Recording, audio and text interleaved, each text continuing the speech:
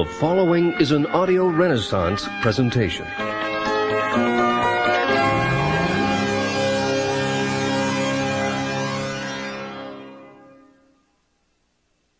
Hello, I'm Bill Hartley, president of Audio Renaissance. I'm very pleased to introduce you to this special 2-cassette edition of Napoleon Hill's classic, Think and Grow Rich, co-produced by Audio Renaissance Tapes and Cassette Productions Unlimited. This unique presentation of Think and Grow Rich combines excerpts from the book read by Joe Slattery with personal anecdotes told by the author himself, Napoleon Hill. Because there's so much valuable information contained in every minute of this 2-hour program, we've included a self-help success manual designed for you to use along with the audio cassettes. We hope that it'll assist you in organizing your study of Napoleon Hill's philosophy of success, and that it'll become a record of your personal growth as you think and grow rich. Just before we begin, I'd like to give you the following information from the publisher's preface. Think and Grow Rich by Napoleon Hill, published by Fawcett Crest, New York, copyright 1937 by Napoleon Hill. Revised edition, copyright 1960 by Combined Registry Company. Copyright under International and Pan American Copyright Conventions. All rights reserved and transferred, January 1963, to Napoleon Hill Foundation, Charleston, South Carolina. And now, here's Joe Slattery with Napoleon Hill and our special presentation of Think and Grow Rich.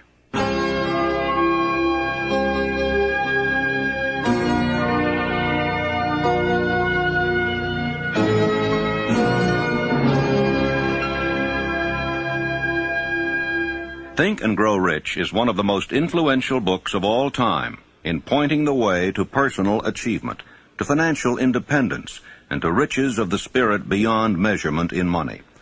There has never been another book like it, nor ever can be. It was inspired by Andrew Carnegie, who disclosed his formula of personal achievement to the author, Napoleon Hill, many years ago. Carnegie not only made himself a multimillionaire, but he made millionaires of more than a score of men to whom he taught his secret. Another 500 wealthy men revealed the source of their riches to Napoleon Hill, who has spent a lifetime of research in bringing their message to people in all walks of life who are willing to give their thoughts, ideas, and organized plans in return for riches. The riches within your grasp cannot always be measured in money. There are great riches in lasting friendships, harmonious family relationships, sympathy and understanding between business associates, and inner harmony which brings peace of mind measurable only in spiritual values. The philosophy of Think and Grow Rich will prepare you to attract and enjoy these higher estates which always have been and always will be denied to all except those who are ready for them. Everyone desires to be rich, but not everyone knows what constitutes enduring riches. And most people believe riches to consist only in material things that money can buy. Now here is a list of the 12 things which constitute real riches. Number 1, a positive mental attitude. Observe that it heads the list. And second, sound physical health. And third, harmony in human relations. And fourth, freedom from fear. And fifth, the hope of future achievement. And sixth, the capacity for applied faith. And 7, willingness to share one's blessings with others. 8, to be engaged in a labor of love. 9, an open mind on all subjects toward all people. 10, complete self-discipline. 11, wisdom with which to understand people. And 12, financial security. Observe, if you will, with great benefit, the fact that money comes at the end of the list of the 12 things that make men rich. Be prepared when you begin to put the philosophy of Think and Grow Rich into action for a changed life which will not only ease the trials and stresses of living, but will also prepare you for the accumulation of material riches in abundance. In every chapter of this book, mention has been made of the money-making secret which has made fortunes for hundreds of exceedingly wealthy men whom I have carefully analyzed over a long period of years. If you are ready to put it to use, you will recognize this secret at least once in every chapter. I wish I might feel privileged to tell you how you will know if you are ready. but that would deprive you of much of the benefit you will receive when you make the discovery in your own way. As a final word of preparation, before you begin the first chapter, may I offer one brief suggestion which may provide a clue by which the Carnegie secret may be recognized. It is this: all achievement, all earned riches have their beginning in an idea. If you are ready for the secret, you already possess one half of it. Therefore, you will readily recognize the other half the moment it reaches your mind. When you begin to think and grow rich, you will observe that riches begin with a state of mind, with definiteness of purpose, with little or no hard work. You and every other person ought to be interested in knowing how to acquire that state of mind which will attract riches. I spent 25 years in research because I, too, wanted to know how wealthy men became that way. My brother and I had matriculated at Georgetown University Law School intending to become lawyers. We didn't have any money, but I did have ability to write, and I promised that I would write stories about successful men, sell them to the magazines, and pay our way through. And my first assignment, fortunately, was with Andrew Carnegie in Pittsburgh. He gave me 3 hours. And when the 3 hours were over, he said, now, this interview is just beginning. Come on out the house, stay all night, and after dinner we'll take up the interview again. He kept me there 3 days and nights. And believe you me, I was more than flattered. I wondered what it was all about. He kept talking to me about the need for a new philosophy. He said, we've had many philosophies from the days of Socrates and Plato on down to the days of William James and Emerson, but most of them dealt with the moral laws of life. What we need is an economic philosophy for the man of the streets that will enable him to make use of the know-how gained by men like myself over a lifetime of experience. Well, it sounded very nice to me, except for one thing. I didn't know exactly what that word philosophy meant. And finally, at the end of the third day, he said, now look here, I have been talking to you for 3 days about the need for a new philosophy. I'm going to ask you a question about it. If I commission you to become the author of this philosophy, give you letters of introduction to men whose experiences you will need in collaboration with yourself, are you willing to put in 20 years of research, because that's how long it will take, paying your own way as you go along without any subsidy from me, yes or no? Ladies and gentlemen, there have been many times in my life when I have faced difficult problems and difficult decisions, and I don't think I ever faced one more embarrassing than that. Because when Mr. Carnegie put that proposition to me, my hand was down in my pocket, and I was fiddling with the money that I had there just about enough to get back to Washington, and if I had to stay at a hotel instead of Mr. Carnegie's house, I wouldn't have had that much. I didn't even know the meaning of the word philosophy, and here the richest man in the world wanted me to go to work for him for 20 years without pay. Wasn't that a situation for you? I started to tell Mr. Carnegie, I started to do just exactly what you or the most of us people would have done under the same circumstances. And what do you think that was? What would you have done if you would have faced that sort of proposition, going to work for 20 years without any pay for the richest man in the world? Well, yes, that's what I was about to do. But something inside of me wouldn't let me open my mouth until I got a hunch that if Mr. Carnegie had kept me there for 3 days, it must have been for a purpose. That he must have seen something in me that I didn't know was there. Also, that a man with Mr. Carnegie's reputation for picking men certainly didn't pick me to do a job like that unless he knew I had the ability to do it. And whatever this something was, this silent, invisible person that was standing, looking over my shoulder and whispering in my ear, said, go ahead and tell him yes. I said, Mr. Carnegie, I not only will accept the commission, sir, but you may depend upon it that I will complete it. He said, I like the way you ended that sentence up, and I think you'll do it. You have the job. The only contribution Mr. Carnegie ever made to me outside of introducing me where I needed to be introduced was to pay my expenses in the early part of my relationship with him. The first man he sent me to see was Henry Ford. He said, I want you to go up to Detroit, become acquainted with Henry Ford, observe him carefully, because one of these days he's going to dominate the motor industry. And it's going to be second only to the steel industry. This was in 1908, the late fall of 1908, ladies and gentlemen. I went up there and spent 2 days trying to find Ford, and when I did find him, he came out of the rear of a shop where he'd been doing some experimenting with an old pair of overalls on, a plug hat or a derby hat that had been bashed in the crown, grease all over his hands. I remember he got my shirt sleeves dirty when I shook hands with him. And I sat down for a half hour with Mr. Ford, and about all of his conversation consisted of yes and no, mostly no. And I wondered how a man like Mr. Carnegie could have made a mistake like that. Imagine if Mr. Ford would ever be a leader in anything. Well, I won't tell you the rest of it. That's enough.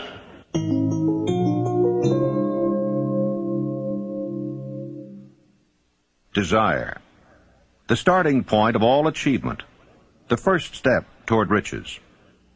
A long while ago, a great warrior faced a situation which made it necessary for him to make a decision which ensured his success on the battlefield.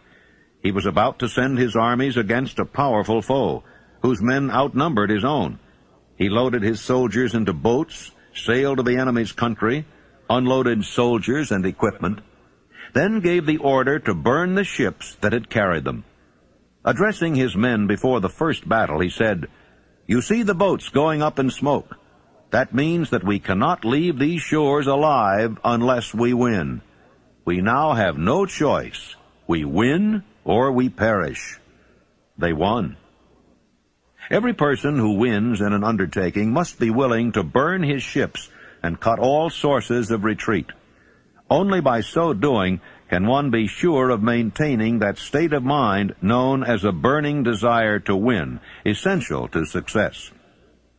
Every human being who reaches the age of understanding of the purpose of money wishes for it. Wishing will not bring riches, but desiring riches with a state of mind that becomes an obsession, then planning definite ways and means to acquire riches, and backing those plans with persistence which does not recognize failure, will bring riches. 6 ways to turn desires into gold. The method by which desire for riches can be transmuted into its financial equivalent consists of 6 definite practical steps. That is, first, fix in your mind the exact amount of money you desire. It is not sufficient merely to say, "I want plenty of money." Be definite as to the amount. There is a psychological reason for definiteness, which will be described in a subsequent chapter. Second, determine exactly what you intend to give in return for the money you desire. There is no such reality as something for nothing. Third, establish a definite date when you intend to possess the money you desire. Fourth, create a definite plan for carrying out your desire, and begin at once, whether you are ready or not, to put this plan into action. Fifth, write out a clear, concise statement of the amount of money you intend to acquire, name the time limit for its acquisition, state what you intend to give in return for the money, and describe clearly the plan through which you intend to accumulate it. Sixth, read your written statement aloud twice daily, once just before retiring at night and once after arising in the morning. As you read, see and feel and believe yourself already in possession of the money. It is important that you follow the instructions described in these 6 steps. It is especially important that you observe and follow the instructions in the 6th paragraph. You may complain that it's impossible for you to see yourself in possession of money before you actually have it. Here is where a burning desire will come to your aid. If you truly desire money so keenly that your desire is an obsession, you will have no difficulty in convincing yourself that you will acquire it. The object is to want money and to become so determined to have it that you convince yourself you will have it.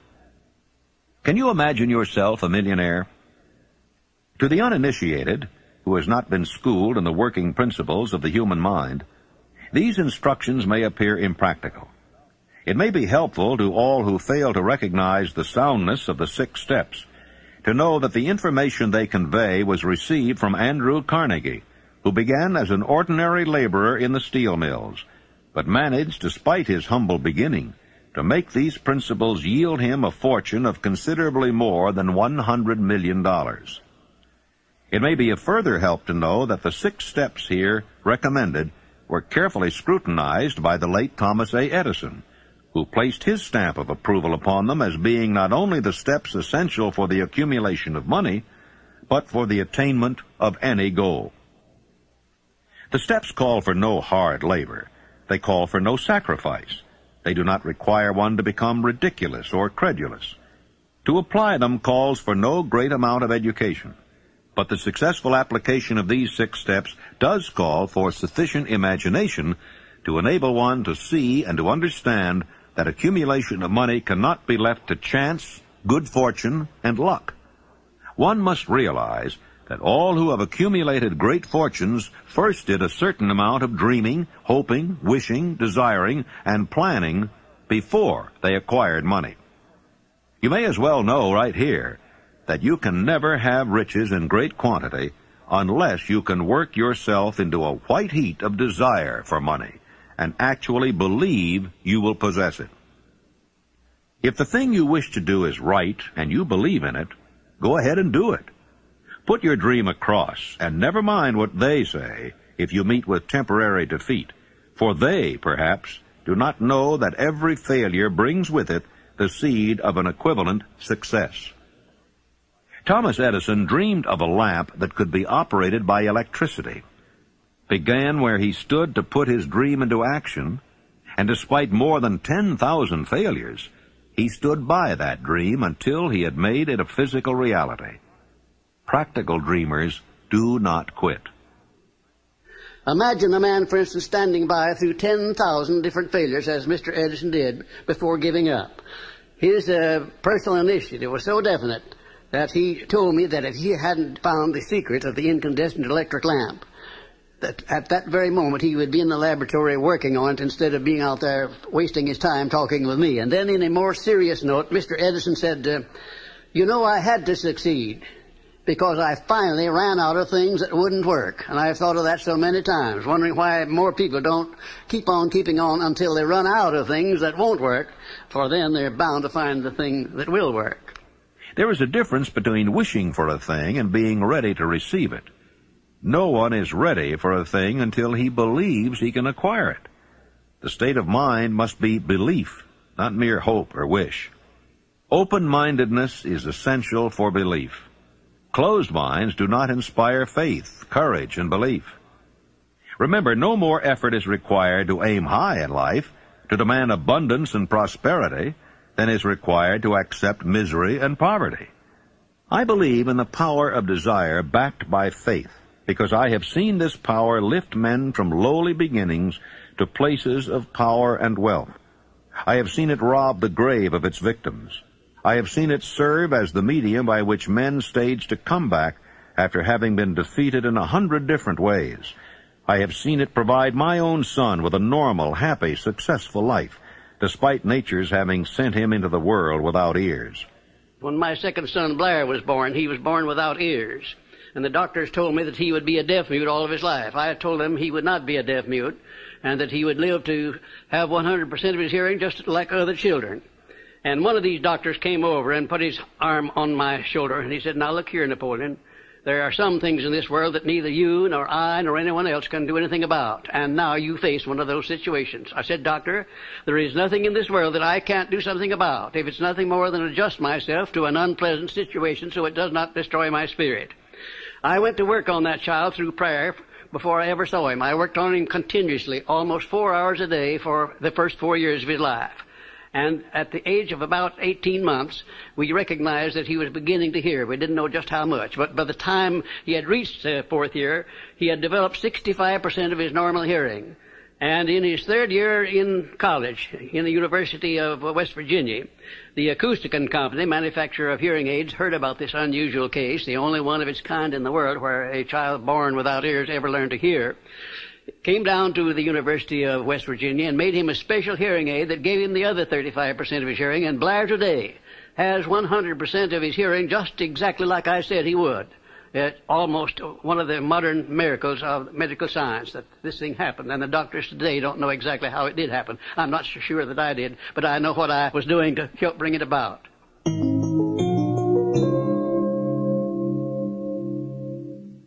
Faith is the head chemist of the mind.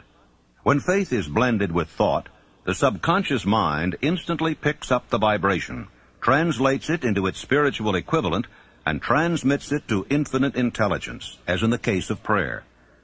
The emotions of faith, love, and sex are the most powerful of all the major positive emotions. When the three are blended, they have the effect of coloring thought in such a way that it instantly reaches the subconscious mind, where it is changed into its spiritual equivalent, the only form that induces a response from infinite intelligence. How to develop faith? There comes now a statement which will give a better understanding of the importance the principle of autosuggestion assumes in the transmutation of desire into its physical or monetary equivalent. Namely, faith is a state of mind which may be induced or created by affirmation or repeated instructions to the subconscious mind through the principle of autosuggestion. Repetition of affirmation of orders to your subconscious mind is the only known method of voluntary development of the emotion of faith. No one is doomed to bad luck. There are millions of people who believe themselves doomed to poverty and failure because of some strange force over which they believe they have no control. They are the creators of their own misfortunes because of this negative belief, which is picked up by the subconscious mind and translated into its physical equivalent. In language which any normal human being can understand, we will describe all that is known about the principle through which faith may be developed where it does not already exist. Have faith in yourself, faith in the infinite. Before we begin, you should be reminded again that faith is the eternal elixir which gives life, power, and action to the impulse of thought. The foregoing sentence is worth reading a second time, and a third, and a fourth. It is worth reading aloud. Faith is the starting point of all accumulation of riches. Faith is the basis of all miracles and all mysteries which cannot be analyzed by the rules of science. Faith is the only known antidote for failure. Faith is the element, the chemical, which, when mixed with prayer, gives one direct communication with infinite intelligence. Faith is the element which transforms the ordinary vibration of thought created by the finite mind of man into the spiritual equivalent.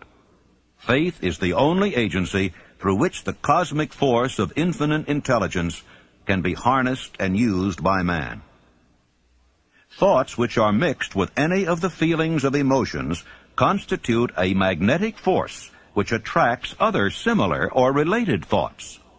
Now let us go back to the starting point and become informed as to how the original seed of an idea, plan, or purpose may be planted in the mind. The information is easily conveyed. Any idea, plan, or purpose may be placed in the mind through repetition of thought. This is why you are asked to write out a statement of your major purpose or definite chief aim, commit it to memory, and repeat it in audible words day after day, until these vibrations of sound have reached your subconscious mind. Resolve to throw off the influences of any unfortunate environment and to build your own life to order.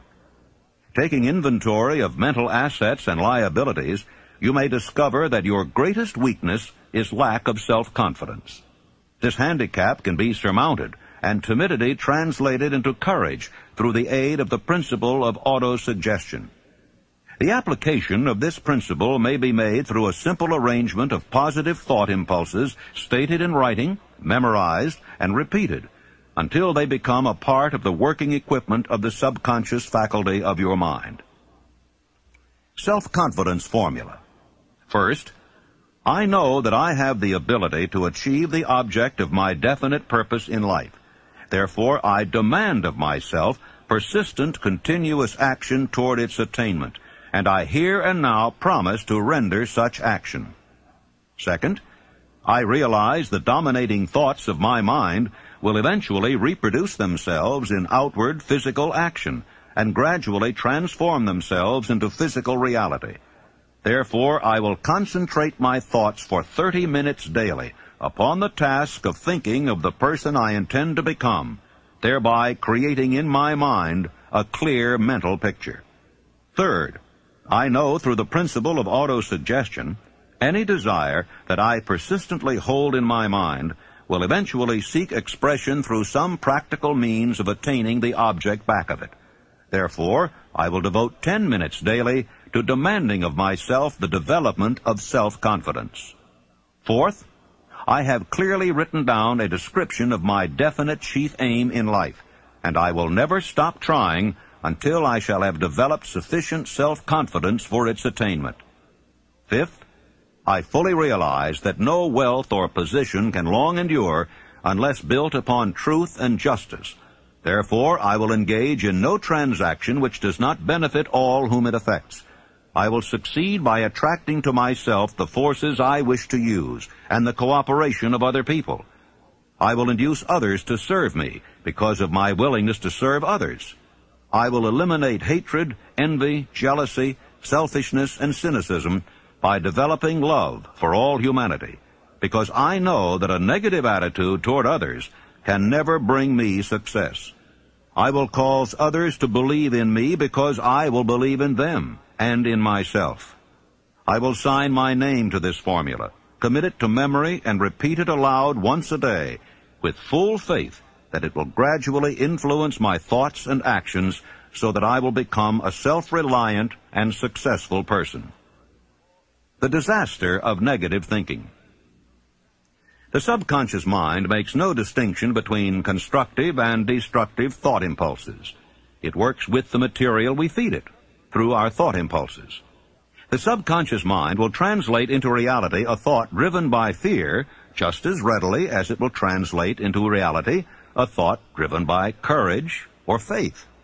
Like the wind which carries one ship east and another west, the law of autosuggestion will lift you up or pull you down according to the way you set your sails of thought.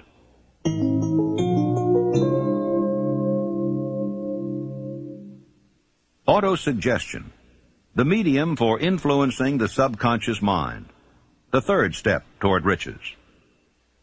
Autosuggestion is a term which applies to all suggestions and all self-administered stimuli which reach one's mind through the five senses.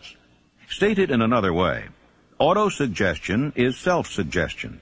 It is the agency of communication between that part of the mind where conscious thought takes place, and that which serves as the seat of action for the subconscious mind.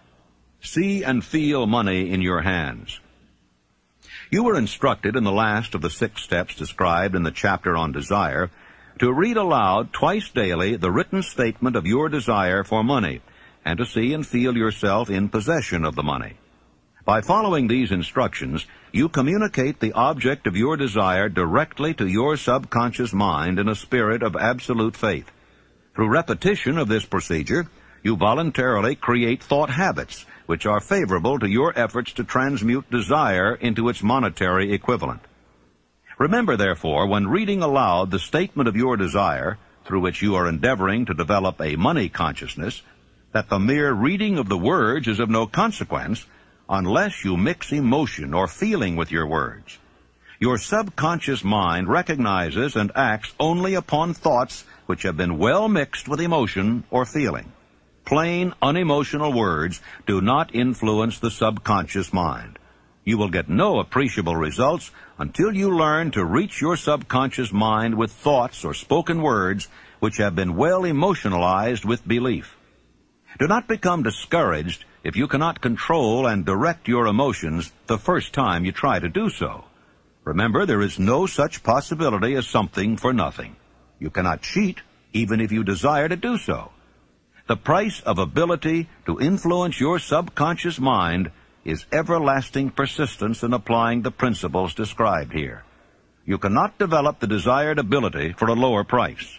You and you alone must decide whether or not the reward for which you are striving, the money consciousness, is worth the price you must pay for it in effort. Your ability to use the principle of autosuggestion will depend very largely upon your capacity to concentrate upon a given desire until that desire becomes a burning obsession.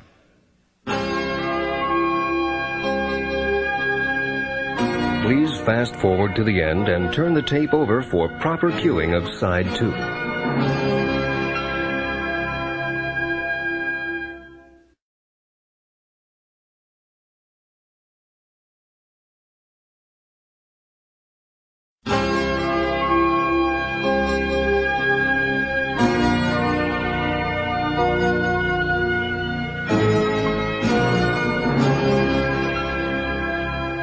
6 steps to stimulate your subconscious mind.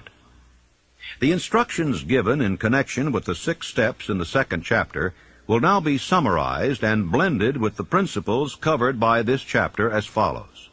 First, go into some quiet spot, preferably in bed at night, where you will not be disturbed or interrupted.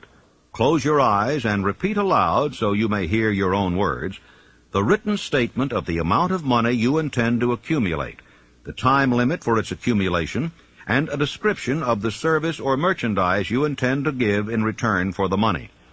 As you carry out these instructions, see yourself already in possession of the money. For example, suppose that you intend to accumulate $50,000 by the 1st of January 5 years hence, that you intend to give personal services in return for the money in the capacity of a salesman.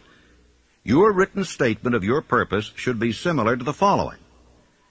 By the 1st day of January 19 so-and-so, I will have in my possession $50,000, which will come to me in various amounts from time to time during the interim. In return for this money, I will give the most efficient service of which I am capable, rendering the fullest possible quantity and the best possible quality of service in the capacity of salesman of, and here describe the service or merchandise you intend to sell.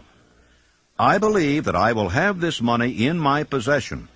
My faith is so strong that I can now see this money before my eyes. I can touch it with my hands. It is now awaiting transfer to me at the time and in the proportion that I deliver the service I intend to render in return for it. I am awaiting a plan by which to accumulate this money, and I will follow that plan when it is received. Second, repeat this program night and morning until you can see in your imagination the money you intend to accumulate. Third, place a written copy of your statement where you can see it night and morning, and read it just before retiring and upon arising until it has been memorized. Remember, as you carry out these instructions, that you are applying the principle of autosuggestion for the purpose of giving orders to your subconscious mind.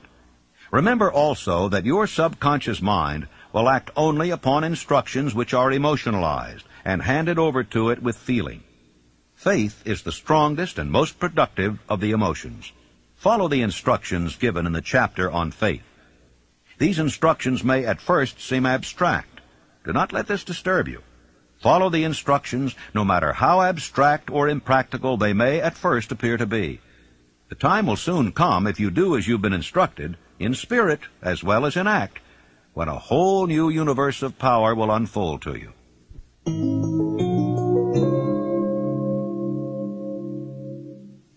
Specialized knowledge, personal experiences or observations, the 4th step toward riches.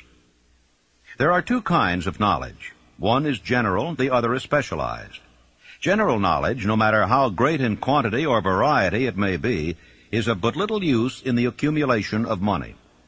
The faculties of the great universities possess in the aggregate practically every form of general knowledge known to civilization. Most of the professors have but little money. They specialize on teaching knowledge, but they do not specialize on the organization or the use of knowledge. Knowledge will not attract money unless it is organized and intelligently directed through practical plans of action to the definite end of accumulation of money. Lack of understanding of this fact has been the source of confusion to millions of people who falsely believe that knowledge is power.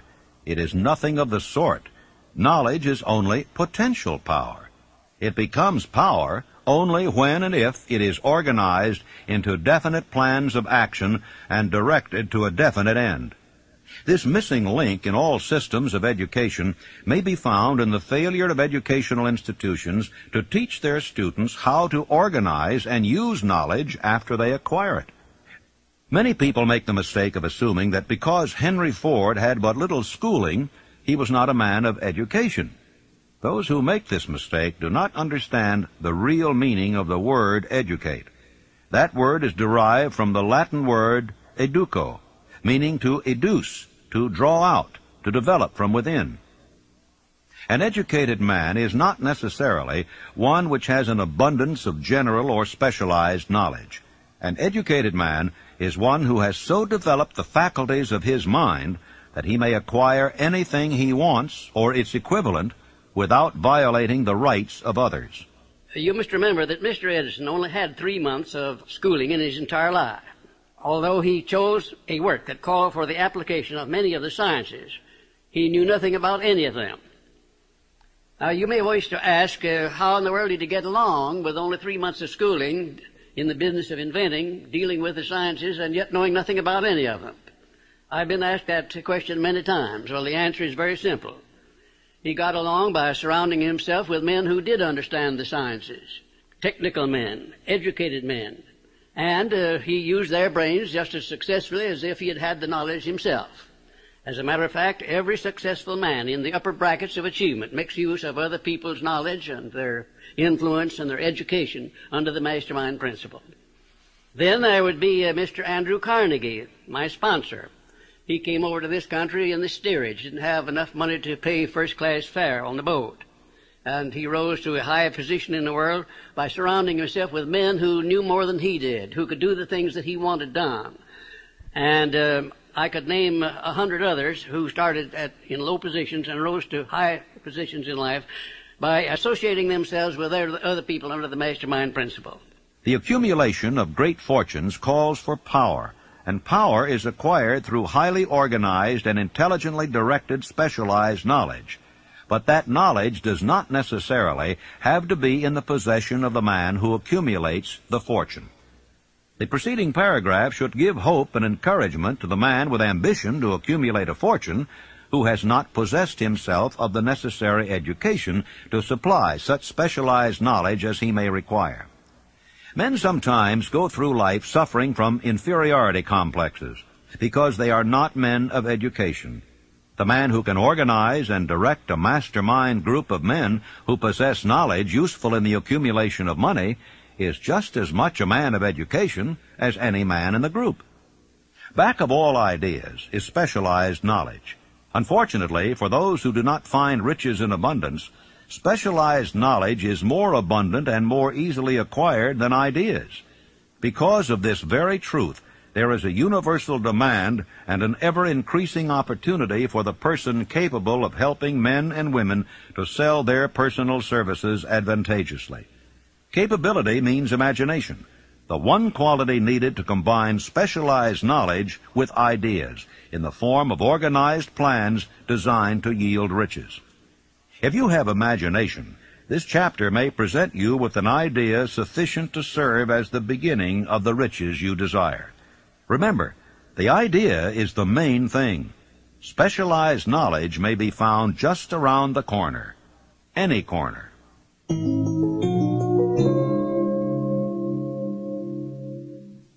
Imagination. The workshop of the mind. The fifth step toward riches.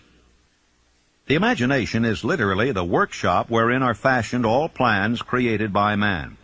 The impulse, the desire, is given shape, form, and action through the aid of the imaginative faculty of the mind. Two forms of imagination. The imaginative faculty functions in two forms. One is known as synthetic imagination, and the other as creative imagination. Synthetic imagination. Through this faculty, one may arrange old concepts, ideas, or plans into new combinations. This faculty creates nothing. It merely works with the material of experience, education, and observation with which it is fed. It is the faculty used most by the inventor, with the exception of the genius who draws upon the creative imagination when he cannot solve his problem through synthetic imagination. Creative imagination. Through the faculty of creative imagination, the finite mind of man has direct communication with infinite intelligence. It is the faculty through which hunches and inspirations are received. It is by this faculty that all basic or new ideas are handed over to man. It is through this faculty that one individual may tune in or communicate with the subconscious minds of other men. Center your attention for the time being on the development of the synthetic imagination, because this is the faculty which you will use more often in the process of converting desire into money. Transformation of the intangible impulse of desire into the tangible reality of money calls for the use of a plan or plans. These plans must be formed with the aid of the imagination, and mainly with the synthetic faculty. The laws that lead to fortune. The earth on which you live, you yourself, and every other material thing, are the result of evolutionary change through which microscopic bits of matter have been organized and arranged in an orderly fashion. Moreover, and this statement is of stupendous importance, this earth, every one of the billions of individual cells of your body, and every atom of matter, began as an intangible form of energy. Desire is thought impulse. Thought impulses are forms of energy.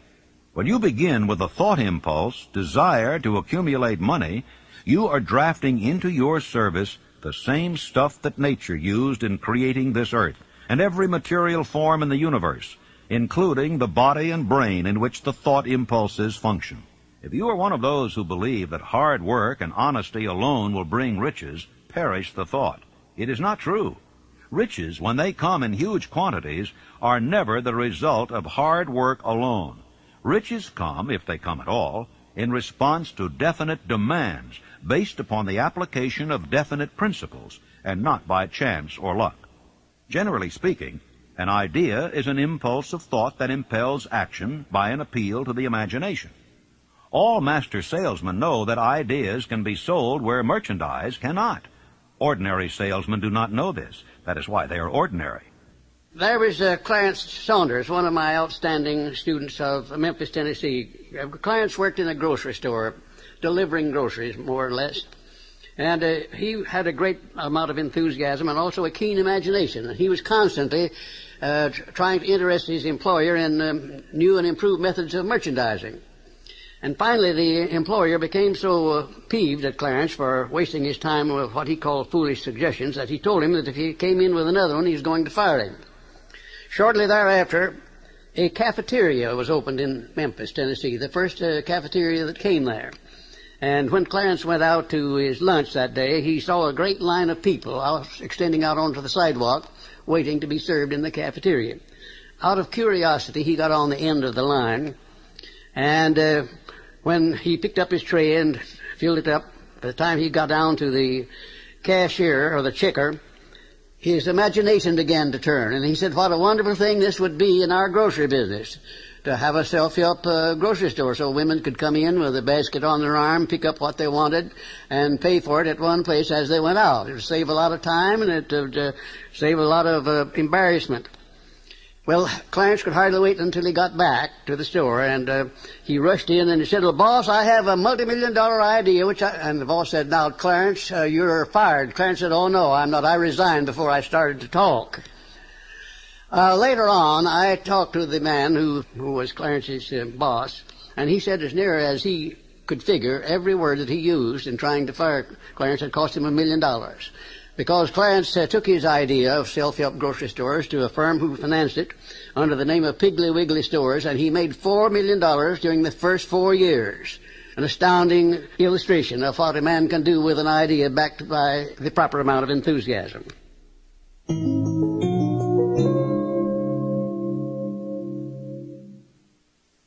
Organized planning. The crystallization of desire into action. The sixth step toward riches. You have learned that everything man creates or acquires begins in the form of desire. That desire is taken on the first lap of its journey from the abstract to the concrete into the workshop of the imagination, where plans for its transition are created and organized. You will now be instructed how to build plans which will be practical, namely, A. Ally yourself with a group of as many people as you may need for the creation and carrying out of your plan or plans for the accumulation of money, making use of the mastermind principle described in a later chapter.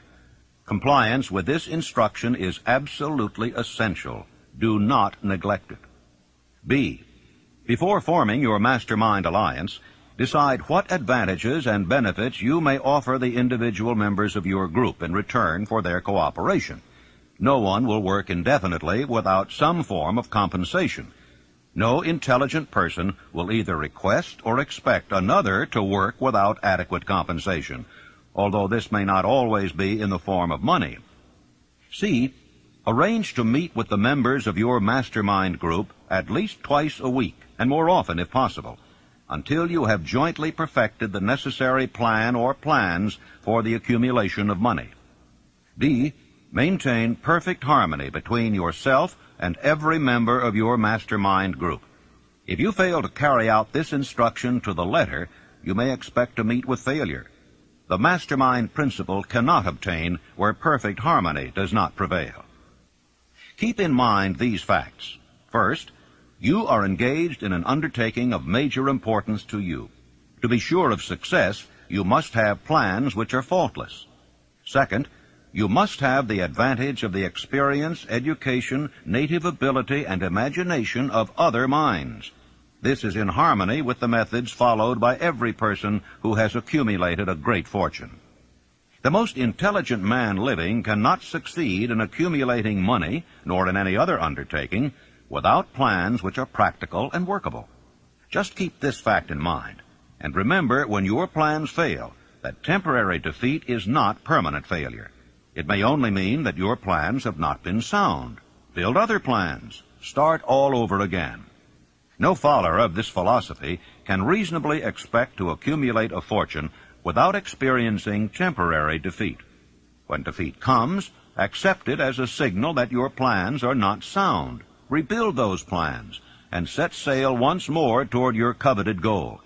If you give up before your goal has been reached, you are a quitter. A quitter never wins, and a winner never quits. Lift this sentence out. Write it on a piece of paper in letters an inch high, and place it where you will see it every night before you go to sleep, and every morning before you go to work. Take my son Blair, for instance, who was born without any sign of ears. As a result of that adversity, he was trained to believe that it was not an adversity, that it was a blessing, because it would cause people to recognize his condition, and they'd go out of their way to be kind to him, and that's exactly the way it turned out. I have often said that my son Blair has made it possible to get through life with less resistance than his other two brothers who have all of their faculties. Adversity. I think I can tell you, had it not been for the many adversities which I experienced in the early part of my work with Andrew Carnegie, I never would have completed the science of personal achievement. I had adversity after adversity, but I learned to transmute those adversities into something constructive and to come up with something that would take the place of an adversity. Every time I failed, I said, well, this is just another opportunity that I have to prove that my philosophy can take care of the situation of failure. I learned to transmute all failures into successes. I also learned the difference between temporary defeat and failure. Most people accept defeat as permanent failure. Defeat is never failure. No circumstance is ever failure until it is accepted by the individual as such. And that's one of the greatest things that I learned about this principle of profiting by adversity. When you begin to select members for your mastermind group, endeavor to select those who do not take defeat seriously. Some people foolishly believe that only money can make money. This is not true.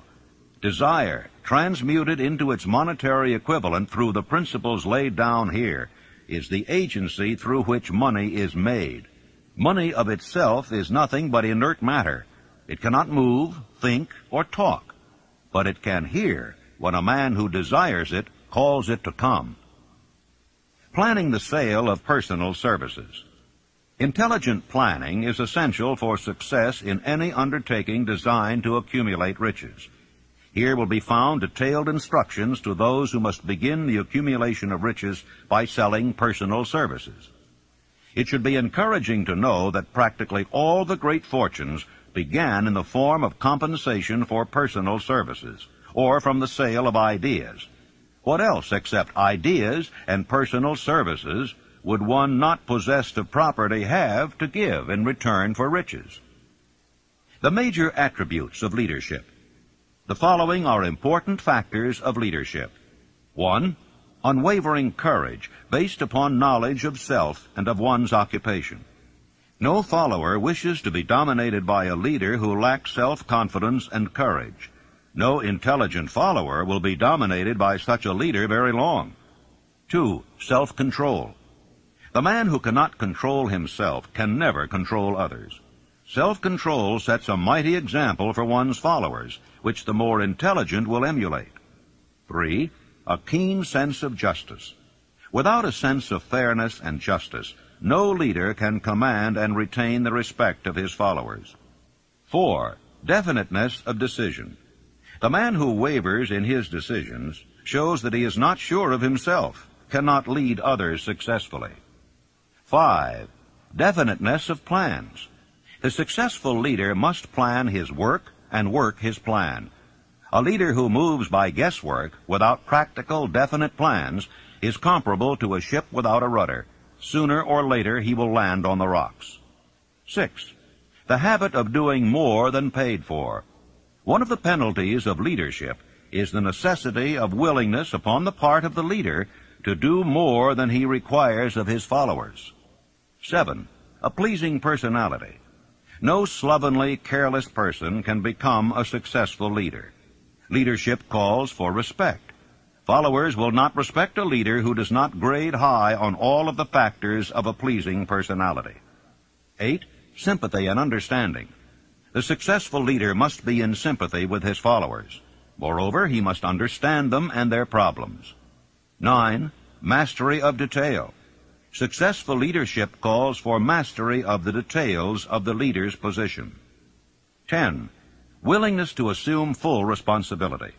The successful leader must be willing to assume responsibility for the mistakes and the shortcomings of his followers. If he tries to shift this responsibility, he will not remain the leader. If one of his followers makes a mistake and shows himself incompetent, the leader must consider that it is he who failed. 11. Cooperation. The successful leader must understand and apply the principles of cooperative effort and be able to induce his followers to do the same. Leadership calls for power, and power calls for cooperation. How to get the exact position you desire. Everyone enjoys doing the kind of work for which he is best suited. An artist loves to work with paints, a craftsman with his hands, a writer loves to write. Those with less definite talents have their preferences for certain fields of business and industry. If America does anything well, it offers a full range of occupations: tilling the soil, manufacturing, marketing, and the professions. First, decide exactly what kind of job you want.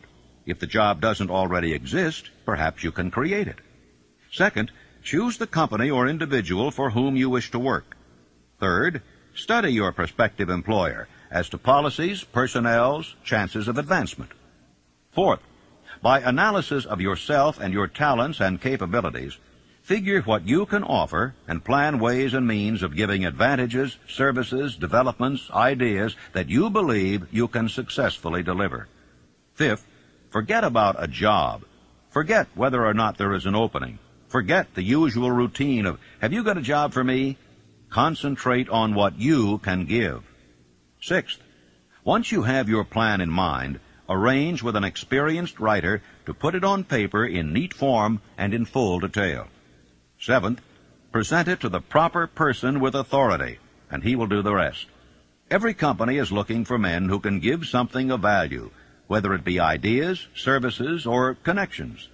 Every company has room for the man who has a definite plan of action which is to the advantage of that company. This line of procedure may take a few days or weeks of extra time, but the difference in income, in advancement, and in gaining recognition will save years of hard work at small pay. It has many advantages, the main one being that it will often save from 1 to 5 years of time in reaching a chosen goal. Every person who starts or gets in halfway up the ladder does so by deliberate and careful planning. For instance, back in the early days when I wanted to get a job from a certain firm while I was going to high school, here's the way I went about it. I wrote an application stating my qualifications and my desire for the job. The answer came back, no, too sorry, no position open. Next, I sent a telegram. Answer was still no. And next, I sent a special delivery letter every day for a week. Answer was still no. Next, I sent a special delivery every hour for 2 days. And the firm telegraphed me to come and go to work. Every person must be his own salesman of personal services. The quality and the quantity of service rendered, and the spirit in which it is rendered, determine to a large extent the price and the duration of employment. To market personal services effectively, which means a permanent market at a satisfactory price under pleasant conditions, one must adopt and follow the QQS formula, which means that quality plus quantity plus the proper spirit of cooperation equals perfect salesmanship of service. Remember the QQS formula, but do more. Apply it as a habit. Let us analyze the formula to make sure we understand exactly what it means. 1.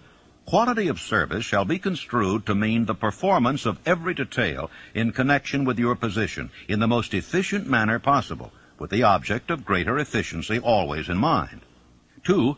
Quantity of service shall be understood to mean the habit of rendering all the service of which you are capable at all times, with the purpose of increasing the amount of service rendered as greater skill is developed through practice and experience. Emphasis is again placed on the word habit. 3. Spirit of service shall be construed to mean the habit of agreeable, harmonious conduct which will induce cooperation from associates and fellow employees. Well, let me relate my experience with Franklin D. Roosevelt in the White House in 1933, and will give you a fine indication of how the students of this philosophy may profit by this important principle. First of all, let me define the principle of going the extra mile. It means rendering more service and better service than you are paid to render, and doing it all the time, and doing it in a pleasing, positive mental attitude. When I went to work for the President in 1933, nothing was said at the beginning about how much I was to receive or who was to pay it. And I had been there about 3 months when one day Franklin D. Roosevelt asked me who was paying my salary and how much I was getting. And I said, well, Mr. President, that's something I would like to know myself. I haven't heard anything about it. And we talked on for a little while, and I said, well, now, Mr. President, you know, I have been serving you ever since you were Assistant Secretary of the Navy, and particularly while you were Governor of New York. And you will recall, of course, that up to this time I have never rendered you a bill or asked you to pay me $1 for my services, and I'm not going to start now. But if you insist upon it, suppose you put me on the payroll at $1 a year. And that's exactly what he did. Well, I took my typewriter down to the White House, and when I wasn't actually serving the President or some member of his staff or cabinet, I started writing books. I wrote 6 books that first year, among them Think and Grow Rich, the book that has made me popular all over the world, you might say. I had no intention of publishing that book when I was writing it. I was writing it to myself to keep my mind positive in those days of chaos. Well, some 3 years after I left the service of the President, I got out these manuscripts and read them, and I made up my mind that the only one worth publishing was Think and Grow Rich.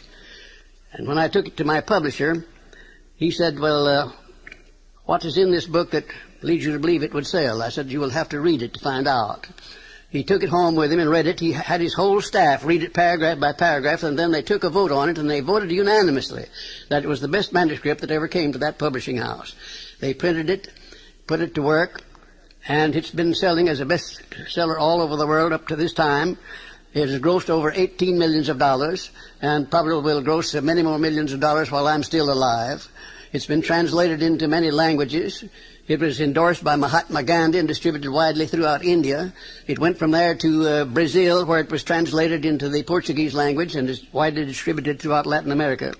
And I think if you'll stop and consider the wages that I asked, the wages that I received of $1 a year, and the service that I gave for that, you'll recognize what can be accomplished by going the extra mile. Now, let me give you some of the benefits that comes from going the extra mile. Well, it places the law of increasing returns squarely back of one. It brings one to the favorable attention of those who can and do provide opportunities for self-promotion. It tends to permit one to become indispensable in many different human relationships, and therefore enables one to command more than average compensation. It leads to a mental growth and physical perfection in various forms of service, thereby developing greater ability and skill in one's chosen vocation. It protects one against the loss of employment and places one in a position to choose his own job and working conditions. It enables one to profit by the law of contrast, because the majority of people do not practice the habit of going the extra mile. As a matter of fact, the majority of people don't even go the first mile. And it leads to the development of a positive, pleasing personal attitude, which is among the more important traits of a pleasing personality. And it tends to develop a keen, alert imagination, as it is a habit which keeps one continuously seeking new and more efficient ways of rendering service. It definitely serves to develop self-reliance. It serves also to build the confidence of others in one's integrity. And it is the only logical reason to justify one in asking for a promotion or for more wages, because if a man is not doing any more than he's paid for, then obviously he has no right to ask for more pay.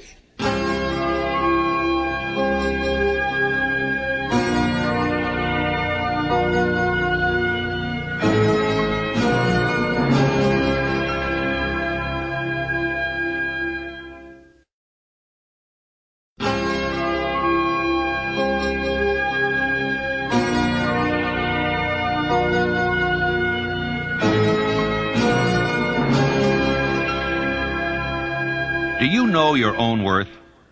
The oldest of admonitions is, man, know thyself. If you market merchandise successfully, you must know the merchandise.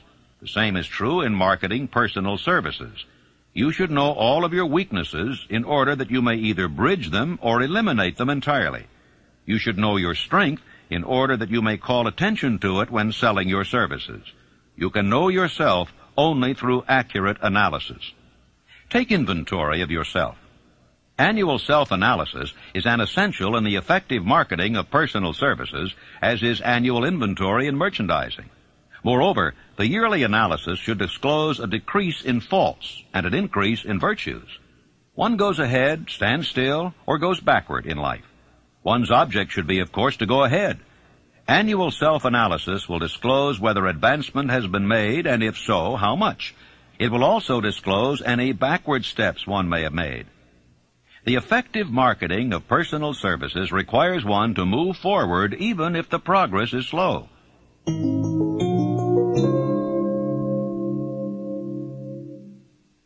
Decision. The mastery of procrastination. The seventh step toward riches.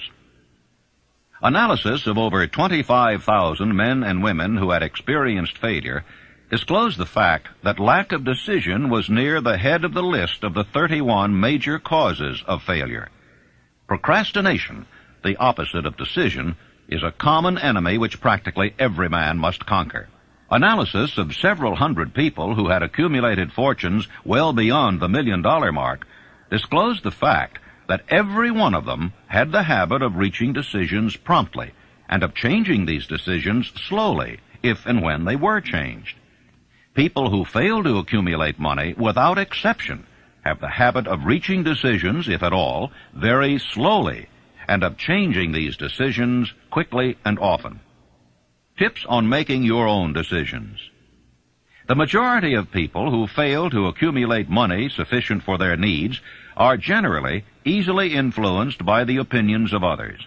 They permit the newspapers and the gossiping neighbors to do their thinking for them. Opinions are the cheapest commodities on earth.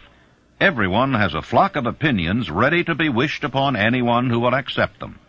Close friends and relatives, while not meaning to do so, often handicap one through opinions, and sometimes through ridicule, which is meant to be humorous. Thousands of men and women carry inferiority complexes with them all through life, because some well-meaning but ignorant person destroyed their confidence through opinions or ridicule.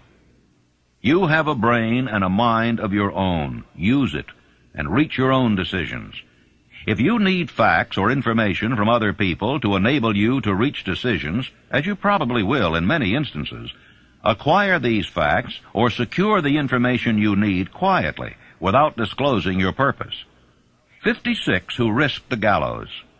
The greatest decision of all time, as far as any American citizen is concerned, was reached in Philadelphia, July 4th, 1776, when 56 men signed their names to a document which they well knew would bring freedom to all Americans or leave every one of the 56 hanging from a gallows.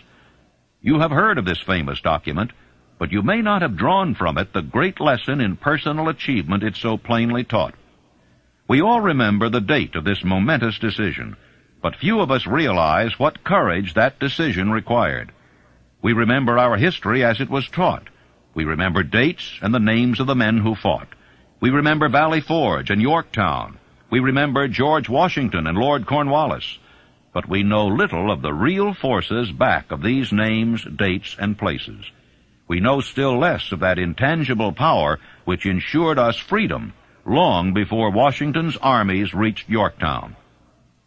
It is nothing short of tragedy that the writers of history have missed entirely even the slightest reference to the irresistible power which gave birth and freedom to the nation destined to set up new standards of independence for all the peoples of the earth. I say it as a tragedy because it is the selfsame power which must be used by every individual who surmounts the difficulties of life and forces life to pay the price asked. Analyze the events which led to the Declaration of Independence, and be convinced that this nation, which now holds a position of commanding respect and power among all nations of the world, was born of a decision created by a mastermind consisting of 56 men. Note well the fact that it was their decision which ensured the success of Washington's armies, because the spirit of that decision was in the heart of every soldier who fought with him, and served as a spiritual power which recognizes no such thing as failure. Note also, with great personal benefit, that the power which gave this nation its freedom is the self-same power that must be used by every individual who becomes self-determining. This power is made up of the principles described in this book. It will not be difficult to detect in the story of the Declaration of Independence at least 6 of these principles: desire, decision, faith, persistence, the mastermind, and organized planning. Know what you want, and you'll generally get it. Throughout this philosophy will be found the suggestion that thought, backed by strong desire, has a tendency to transmute itself into its physical equivalent. In your search for the secret of the method, do not look for a miracle, because you will not find it. You will find only the eternal laws of nature. These laws are available to every person who has the faith and the courage to use them. They may be used to bring freedom to a nation, or to accumulate riches. Definiteness of decision always requires courage, sometimes very great courage. The 56 men who signed the Declaration of Independence staked their lives on the decision to affix their signatures to that document. The person who reaches a definite decision to procure the particular job and make life pay the price he asks does not stake his life on that decision. He stakes his economic freedom. Financial independence, riches, desirable business, and professional positions are not within reach of the person who neglects or refuses to expect, plan, and demand these things.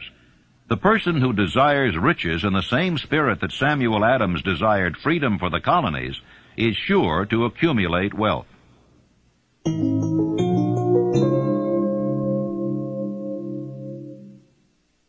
Persistence, the sustained effort necessary to induce faith.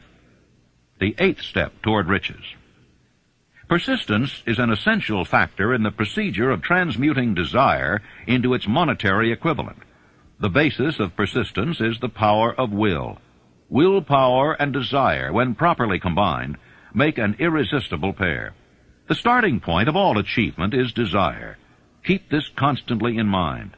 Weak desires bring weak results, just as a small amount of fire makes a small amount of heat. If you find yourself lacking in persistence, this weakness may be remedied by building a stronger fire under your desires. And if you find that you are indifferent, you may be sure that you have not yet acquired the money consciousness which you must possess before you can be sure of accumulating a fortune. Those who can take it are bountifully rewarded for their persistence. They receive as their compensation whatever goal they are pursuing. That is not all. They receive something infinitely more important than material compensation, the knowledge that every failure brings with it the seed of an equivalent advantage. You can train yourself to be persistent. Persistence is a state of mind. Therefore, it can be cultivated. Like all states of mind, persistence is based upon definite causes. Among them, these. A. Definiteness of purpose. Knowing what one wants is the first and perhaps the most important step toward the development of persistence. A strong motive forces one to surmount many difficulties. B. Desire. It is comparatively easy to acquire and to maintain persistence in pursuing the object of intense desire. C. Self-reliance. Belief in one's ability to carry out a plan encourages one to follow the plan through with persistence. Self-reliance can be developed through the principle described in the chapter on autosuggestion. D. Definiteness of plans. Organized plans, even though they may be weak and entirely impractical, encourage persistence. E. Accurate knowledge. Knowing that one's plans are sound, based upon experience or observation, encourages persistence. Guessing instead of knowing destroys persistence. F. Cooperation. Sympathy, understanding, and harmonious cooperation with others tend to develop persistence. G. Willpower. The habit of concentrating one's thoughts upon the building of plans for the attainment of a definite purpose leads to persistence. H. Habit. Persistence is the direct result of habit. The mind absorbs and becomes a part of the daily experiences upon which it feeds. Fear, the worst of all enemies, can be effectively cured by forced repetition of acts of courage. Everyone who has seen active service in war knows this. Take your own persistence inventory. Before leaving the subject of persistence, take inventory of yourself and determine in what particular, if any, you are lacking in this essential quality. Measure yourself courageously, point by point, and see how many of the 8 factors of persistence you lack. The analysis may lead to discoveries that will give you a new grip on yourself. If you fear criticism, let us examine some of the symptoms of the fear of criticism. The majority of people permit relatives, friends, and the public at large to so influence them that they cannot live their own lives because they fear criticism. Huge numbers of people make mistakes in marriage, stand by the bargain, and go through life miserable and unhappy because they fear criticism, which may follow if they correct the mistake. Anyone who has submitted to this form of fear knows the irreparable damage it does by destroying one's ambition and the desire to achieve. Millions of people neglect to acquire belated educations after having left school because they fear criticism. Countless numbers of men and women, both young and old, permit relatives to wreck their lives in the name of duty because they fear criticism. Duty does not require any person to submit to the destruction of his personal ambitions and the right to live his own life in his own way. People refuse to take chances in business because they fear the criticism which may follow if they fail. The fear of criticism in such cases is stronger than the desire for success. How to develop persistence? There are 4 simple steps which lead to the habit of persistence. They call for no great amount of intelligence, no particular amount of education, and but little time or effort. The necessary steps are: 1. A definite purpose backed by burning desire for its fulfillment. 2. A definite plan expressed in continuous action. 3. A mind closed tightly against all negative and discouraging influences, including negative suggestions of relatives, friends, and acquaintances. 4. a friendly alliance with one or more persons who will encourage one to follow through with both plan and purpose. These 4 steps are essential for success in all walks of life. The entire purpose of the 13 principles of this philosophy is to enable one to take these 4 steps as a matter of habit. These are the steps by which one may control one's economic destiny. They are the steps that lead to freedom and independence of thought. They are the steps that lead to riches in small or great quantities. They lead the way to power, fame, and worldly recognition. They are the 4 steps which guarantee favorable breaks. They are the steps that convert dreams into physical realities. They lead also to the mastery of fear, discouragement, and indifference. There is a magnificent reward for all who learn to take these 4 steps. It is the privilege of writing one's own ticket and of making life yield whatever price is asked. How to master difficulties. What mystical power gives to men of persistence the capacity to master difficulties? Does the quality of persistence set up in one's mind some form of spiritual, mental, or chemical activity which gives one access to supernatural forces? Does infinite intelligence throw itself on the side of the person who still fights on after the battle has been lost, with the whole world on the opposing side?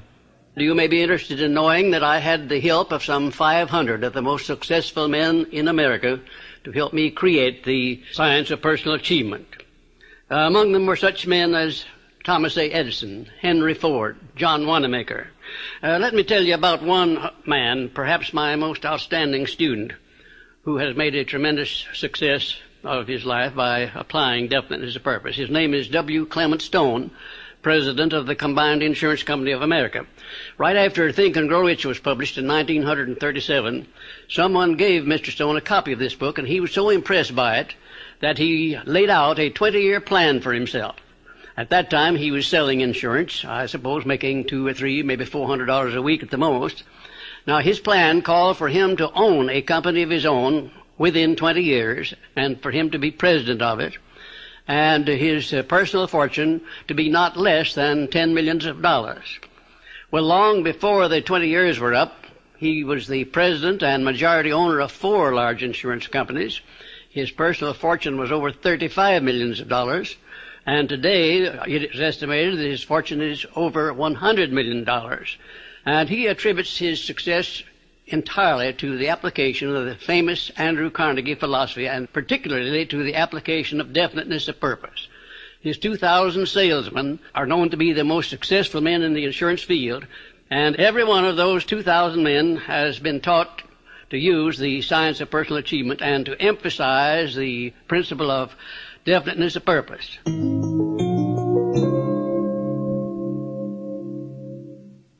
Power of the mastermind, the driving force, the 9th step toward riches. Power is essential for success in the accumulation of money. Plans are inert and useless without sufficient power to translate them into action. This chapter will describe the method by which an individual may attain and apply power. Power may be defined as organized and intelligently directed knowledge. Power, as the term is here used, refers to organized effort, sufficient to enable an individual to transmute desire into its monetary equivalent. Organized effort is produced through the coordination of effort of 2 or more people who work toward a definite end in a spirit of harmony. Power is required for the accumulation of money. Power is necessary for the retention of money after it has been accumulated. Let us ascertain how power may be acquired. If power is organized knowledge, let us examine the sources of knowledge. A. Infinite intelligence. This source of knowledge may be contacted through the procedure described in another chapter with the aid of creative imagination. B. Accumulated experience. The accumulated experience of man, or that portion of it which has been organized and recorded, may be found in any well-equipped public library. An important part of this accumulated experience is taught in public schools and colleges, where it has been classified and organized. C. Experiment and research. In the field of science, and in practically every other walk of life, Men are gathering, classifying, and organizing new facts daily. This is the source to which one must turn when knowledge is not available through accumulated experience. Here, too, the creative imagination must often be used. Knowledge may be required from any of the foregoing sources.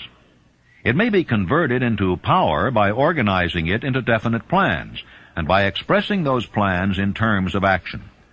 Gaining power through the mastermind. The mastermind may be defined as coordination of knowledge and effort in a spirit of harmony between two or more people for the attainment of a definite purpose. No individual may have great power without availing himself of the mastermind. In a preceding chapter, instructions were given for the creation of plans for the purpose of translating desire into its monetary equivalent. If you carry out these instructions with persistence and intelligence, and use discrimination in the selection of your mastermind group, your objective will have been halfway reached even before you begin to recognize it. So you may better understand the intangible potentialities of power available to you through a properly chosen mastermind group. We will here explain the two characteristics of the mastermind principle, one of which is economic in nature and the other psychic. The economic feature is obvious. Economic advantages may be created by any person who surrounds himself with the advice, counsel, and personal cooperation of a group of men who are willing to lend him wholehearted aid in a spirit of perfect harmony. This form of cooperative alliance has been the basis of nearly every great fortune. Your understanding of this great truth may definitely determine your financial status. The psychic phase of the mastermind principle is much more difficult to comprehend. You may catch a significant suggestion from this statement. No two minds ever come together without thereby creating a third invisible, intangible force which may be likened to a third mind. How to multiply your brain power. Man's brain may be compared to an electric battery. It is a well-known fact that a group of electric batteries will provide more energy than a single battery. It is also a well-known fact that an individual battery will provide energy in proportion to the number and capacity of the cells it contains. The brain functions in a similar fashion. This accounts for the fact that some brains are more efficient than others, and leads to this significant statement. A group of brains, coordinated or connected in a spirit of harmony, will provide more thought energy than a single brain, just as a group of electric batteries will provide more energy than a single battery. Through this metaphor, it becomes immediately obvious that the mastermind principle holds the secret of the power wielded by men who surround themselves with other men of brains. There follows now another statement which will lead still nearer to an understanding of the psychic phase of the mastermind principle. When a group of individual brains are coordinated and function in harmony, the increased energy created through that alliance becomes available to every individual brain in the group. It is a well-known fact that Henry Ford began his business career under the handicap of poverty, illiteracy, and ignorance. It is an equally well-known fact that within the inconceivably short period of 10 years, Mr. Ford mastered these three handicaps, and that within 25 years, he made himself one of the richest men in America. Connect with this fact the additional knowledge that Mr. Ford's most rapid strides became noticeable from the time he became a personal friend of Thomas A. Edison, and you will begin to understand what the influence of one mind upon another can accomplish. Go a step farther and consider the fact that Mr. Ford's most outstanding achievements began from the time that he formed the acquaintance of Harvey Firestone, John Burroughs, and Luther Burbank, each a man of great brain capacity. And you will have further evidence that power may be produced through friendly alliance of minds. Let me tell you about my experience in helping Franklin D. Roosevelt to create a mastermind which broke the back of the Depression in 1933. Shortly after the President entered the White House, he sent for me to come and go to work for him. We created one of the most outstanding masterminds that this nation has ever known, perhaps. It consisted of both houses of Congress working in harmony with the President, something that never had been done before and never has been done since, probably to the extent that we accomplished it there in 1933. The majority of the newspaper publishers of America, regardless of their political leanings, practically every one of them got behind the president as a result of this mastermind operation which we set up at the White House. And the radio station operators, without any reference whatsoever to their political leanings, they got behind the president and they used the material which I prepared to send out to go over the air. In other words, material that we used to sell the good features of the United States instead of dwelling upon the bad ones. And then the churches of all denominations, I have never seen such a job as they did. The priests and the clergymen of all denominations went into their pulpits and they did a wonderful job of selling the United States of America to the people. Then the leaders of both the major political parties, they crossed party lines. There were no Democrats and no Republicans, no anything else in Congress. They were nothing but Americans helping the President of the United States to bring this country out of chaos. And then most of all, there was a majority of the American people of all political and religious leanings. I have never seen the people of the United States get behind a president so squarely as they did behind FDR in those perilous days of 1933. Now here was a mastermind alliance that served a great purpose at a time of need. And I hope to see the time come when I may contribute my services in building a mastermind alliance that will permanently serve the President of the United States as it did in 1933.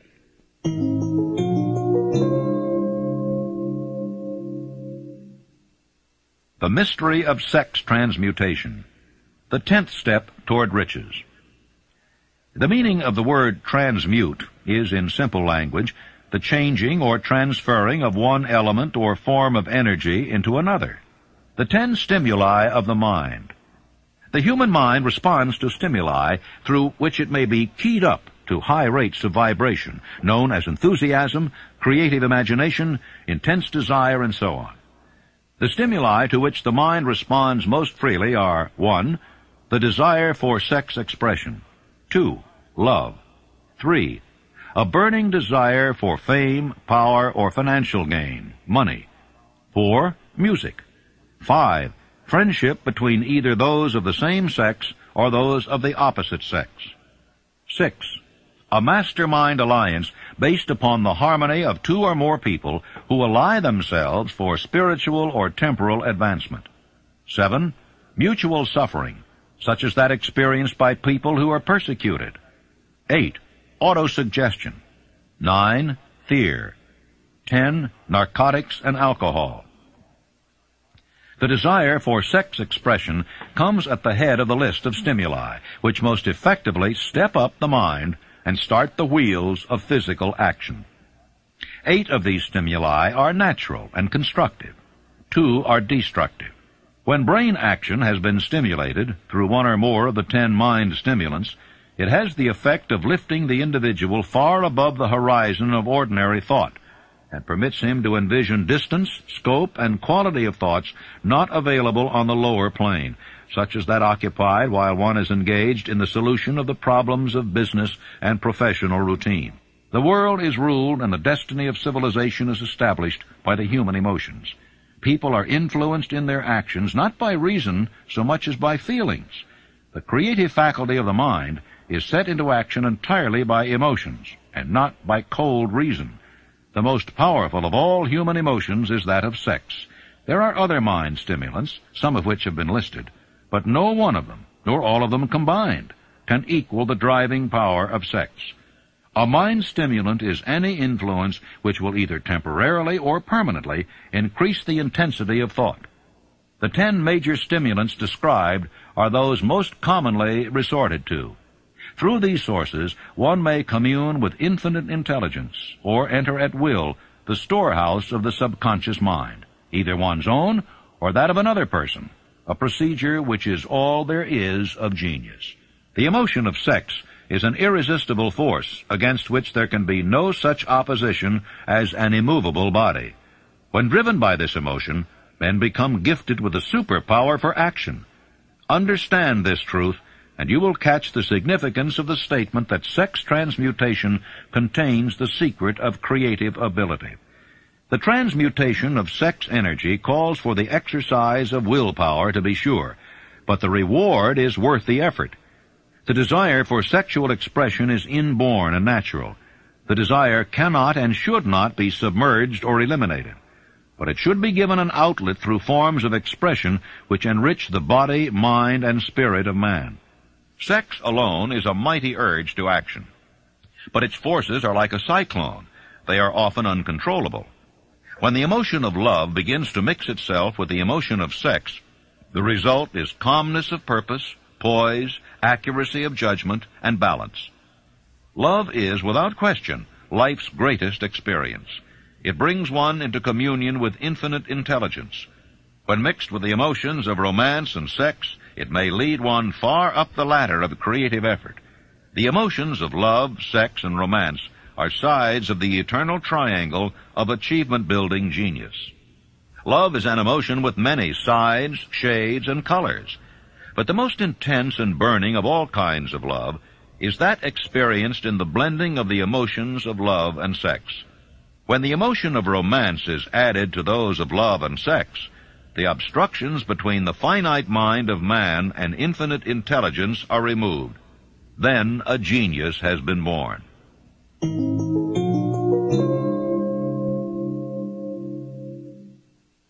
The subconscious mind, the connecting link, the 11th step toward riches.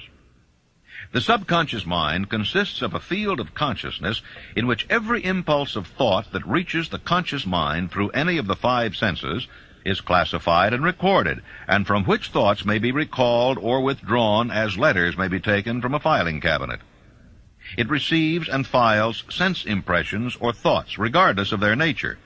You may voluntarily plant in your subconscious mind any plan, thought, or purpose which you desire to translate into its physical or monetary equivalent. The subconscious acts first on the dominating desires which have been mixed with emotional feelings, such as faith.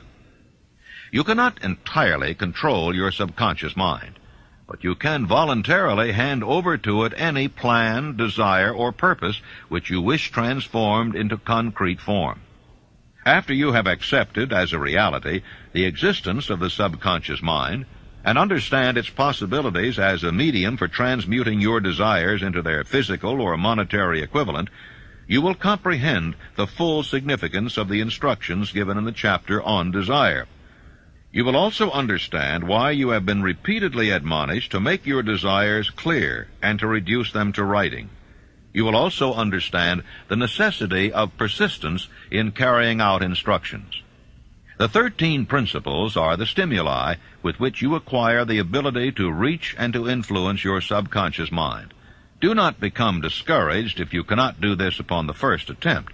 Remember that the subconscious mind may be voluntarily directed only through habit under the directions given in the chapter on faith.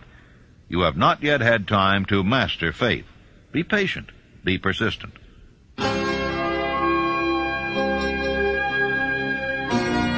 Please fast forward to the end and turn the tape over for proper cueing of side 4.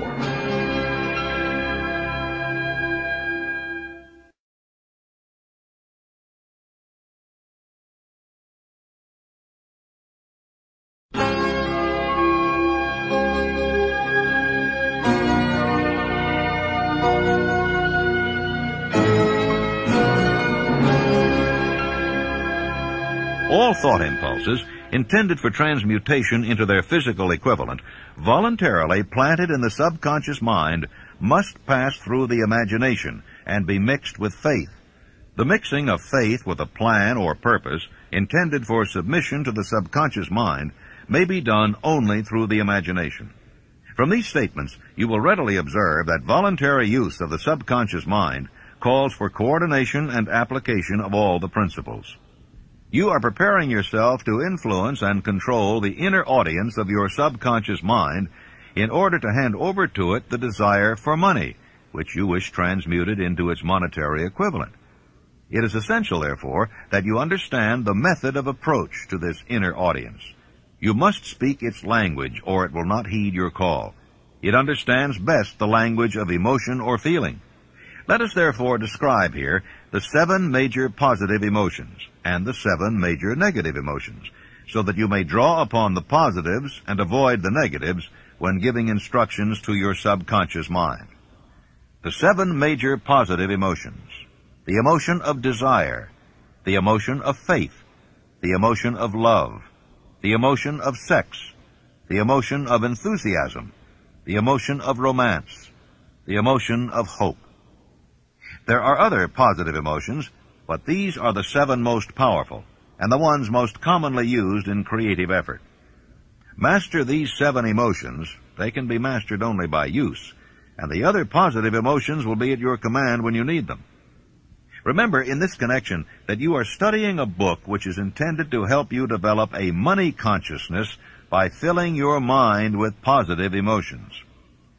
The 7 major negative emotions to be avoided: the emotion of fear, the emotion of jealousy, the emotion of hatred, the emotion of revenge, the emotion of greed, the emotion of superstition, the emotion of anger. Positive and negative emotions cannot occupy the mind at the same time. One or the other must dominate. It is your responsibility to make sure that positive emotions constitute the dominating influence of your mind. Here the law of habit will come to your aid. Form the habit of applying and using the positive emotions. Eventually they will dominate your mind so completely that the negatives cannot enter it. Only by following these instructions literally and continuously can you gain control over your subconscious mind. The presence of a single negative in your conscious mind is sufficient to destroy all chances of constructive aid from your subconscious mind.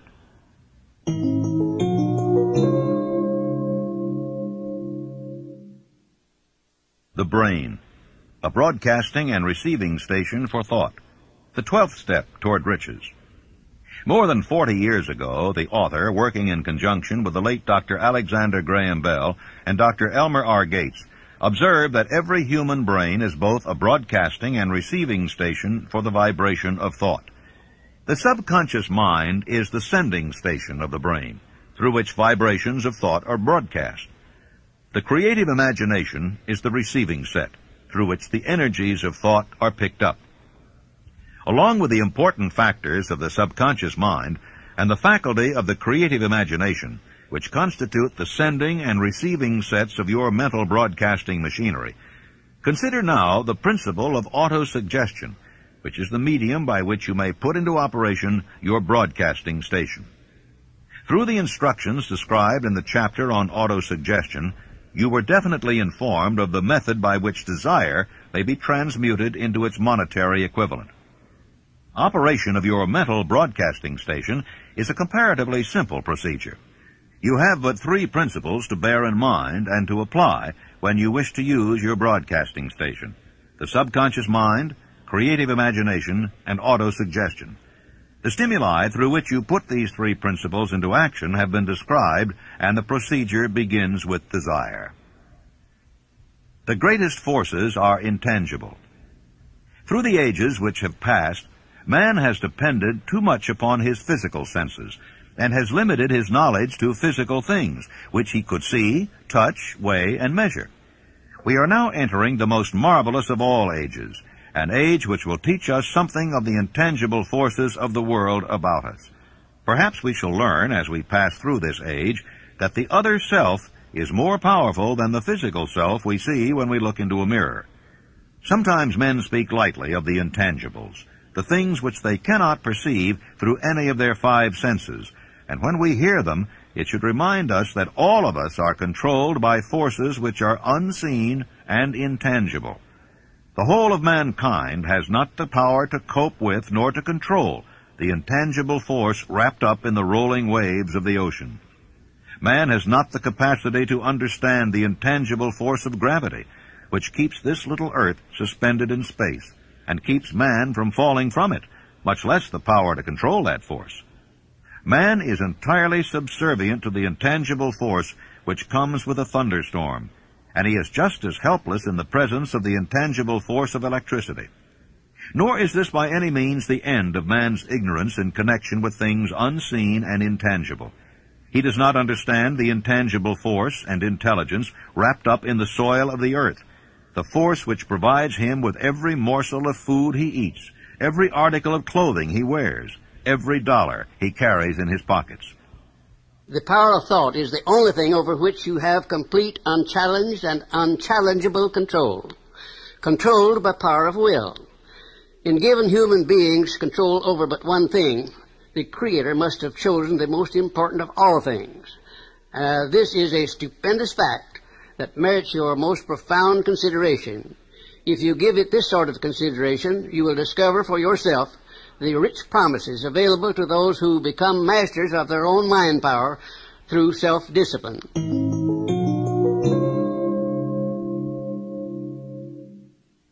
The sixth sense, the door to the temple of wisdom, the 13th step toward riches. The 13th principle is known as the sixth sense, through which infinite intelligence may and will communicate voluntarily without any effort from or demands by the individual.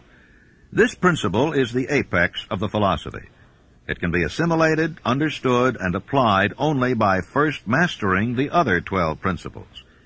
The sixth sense is that portion of the subconscious mind which has been referred to as the creative imagination.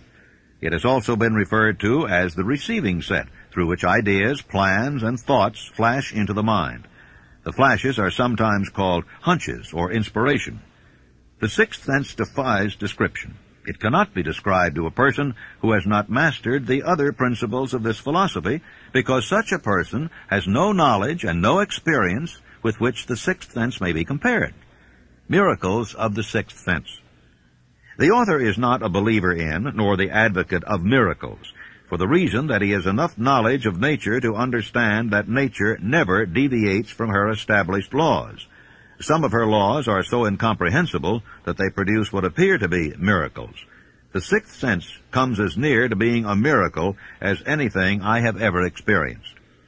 This much the author does know, that there is a power or a first cause or an intelligence which permeates every atom of matter and embraces every unit of energy perceptible to man, that this infinite intelligence converts acorns into oak trees, causes water to flow downhill in response to the law of gravity, follows night with day and winter with summer, each maintaining its proper place and relationship to the other. This intelligence may, through the principles of this philosophy, be induced to aid in transmuting desires into concrete or material form. The author has this knowledge because he has experimented with it and has experienced it. Step by step through the preceding chapters, you have been led to this, the last principle.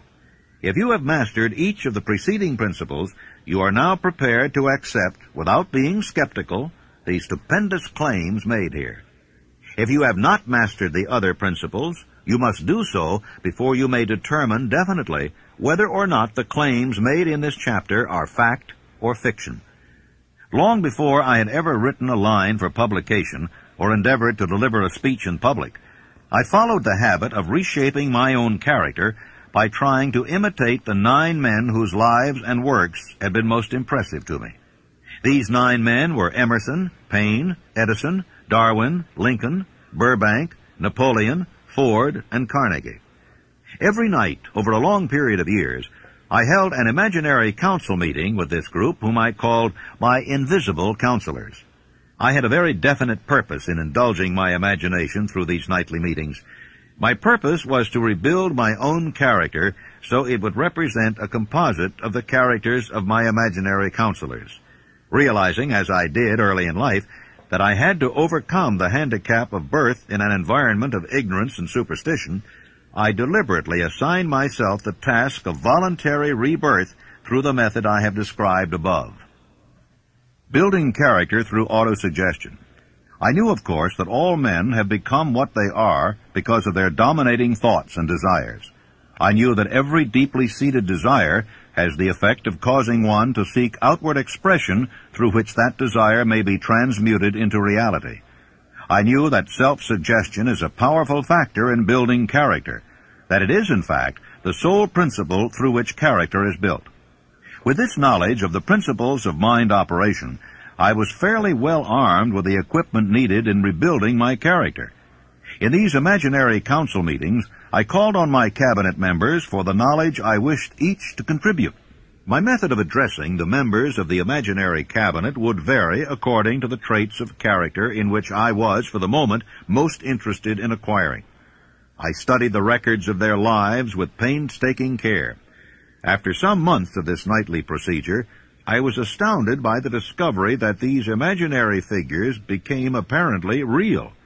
Each of these 9 men developed individual characteristics which surprised me. For example, Lincoln developed the habit of always being late, and then walking around in solemn parade. He always wore an expression of seriousness upon his face. Rarely did I see him smile. That was not true of the others. Burbank and Payne often indulged in witty repartee which seemed at times to shock the other members of the cabinet. These meetings became so realistic that I became fearful of their consequences and discontinued them for several months. The experiences were so uncanny, I was afraid if I continued them, I would lose sight of the fact that the meetings were purely experiences of my imagination. This is the first time that I have had the courage to mention this. Heretofore, I have remained quiet on the subject, because I knew from my own attitude in connection with such matters that I would be misunderstood if I described my unusual experience. I have been emboldened now to reduce my experience to the printed page, because I am now less concerned about what they say than I was in the years that have passed. Lest I be misunderstood, I wish here to state most emphatically that I still regard my cabinet meetings as being purely imaginary, but I feel entitled to suggest that while the members of my cabinet may be purely fictional, and the meetings existent only in my own imagination, they have led me into glorious paths of adventure, rekindled an appreciation of true greatness, encouraged creative endeavor, and emboldened the expression of honest thought. Tapping the source of inspiration. Somewhere in the cell structure of the brain is located an organ which receives vibrations of thought ordinarily called hunches. So far, science has not discovered where this organ of the sixth sense is located, but this is not important. The fact remains that human beings do receive accurate knowledge through sources other than the physical senses. Such knowledge generally is received when the mind is under the influence of extraordinary stimulation. Any emergency which arouses the emotions and causes the heart to beat more rapidly than normal may, and generally does, bring the sixth sense into action. Anyone who has experienced a near accident while driving knows that on such occasions the sixth sense often comes to one's rescue and aids by split seconds in avoiding the accident. My original purpose in conducting council meetings with imaginary beings was solely that of impressing my own subconscious mind through the principle of autosuggestion with certain characteristics which I desired to acquire. In more recent years, my experimentation has taken on an entirely different trend. I now go to my imaginary counselors with every difficult problem which confronts me and my clients. The results are often astonishing, although I do not depend entirely on this form of counsel. The starting point of all achievement is desire. The finishing point is that brand of knowledge which leads to understanding of self, understanding of others, understanding of the laws of nature, recognition and understanding of happiness. This sort of understanding comes in its fullness only through familiarity with and use of the principle of the sixth sense. Before you can put any portion of this philosophy into successful use, your mind must be prepared to receive it. The preparation is not difficult. It begins with study, analysis, and understanding of 3 enemies which you shall have to clear out: indecision, doubt, and fear. The sixth sense will never function while these 3 negatives, or any one of them, remain in your mind. The members of this unholy trio are closely related. Where one is found, the other 2 are close at hand. The 6 basic fears. There are 6 basic fears, with some combination of which every human suffers at one time or another. Most people are fortunate if they do not suffer from the entire 6. Named in the order of their most common appearance, they are the fear of poverty, the fear of criticism, the fear of ill health. That's at the bottom of most of one's worries. The fear of loss of love of someone, the fear of old age, the fear of death. All other fears are of minor importance. They can be grouped under these 6 headings. Fears are nothing more than states of mind. One state of mind is subject to control and direction. Man can create nothing which he does not first conceive in the form of an impulse of thought. Following this statement comes another of still greater importance, namely, man's thought impulses begin immediately to translate themselves into their physical equivalent, whether those thoughts are voluntary or involuntary. Thought impulses which are picked up by mere chance, thoughts which have been released by other minds, may determine one's financial, business, professional, or social destiny just as surely as do the thought impulses which one creates by intent and design. We are here laying the foundation for the presentation of a fact of great importance to the person who does not understand why some people appear to be lucky, while others of equal or greater ability, training, experience, and brain capacity seem destined to ride with misfortune. This fact may be explained by the statement that every human being has the ability to completely control his own mind. And with this control, obviously, every person may open his mind to the tramp thought impulses which are being released by other brains, or close the doors tightly and admit only thought impulses of his own choice.